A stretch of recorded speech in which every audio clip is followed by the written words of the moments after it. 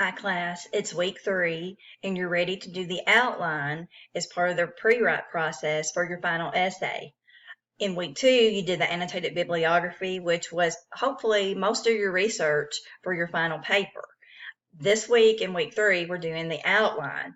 You need to take a very close look at the expectations for the final essay. The directions are included in your learner's guide. And it also shows a sample outline. And if I were you, I would take what is in the learner's guide, the sample outline, and copy and paste that into your Word document, but then insert each part of the writing prompt into your outline.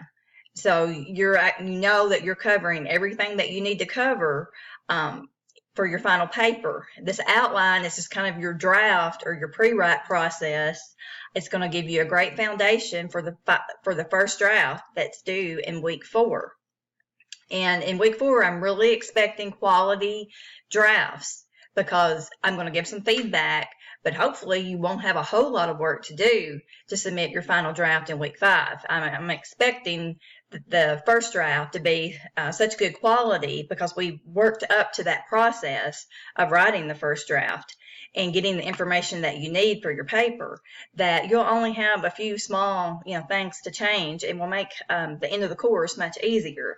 Anyway, the outline is a really important part of this class. Use the learner's guide to your advantage. Make sure that you're looking at the format of the outline. Like I said, you can copy and paste it into your document if you want to, and then insert the things from the prompt for the final paper into your outline, because we want to make sure that you're covering every part of the writing prompt for the final essay in this outline. If you have questions, as always, please don't hesitate to email me or use the facilitator forum. As you probably know by now, I check those items frequently and try to get back to students as soon as possible. Thank you and have a blessed day.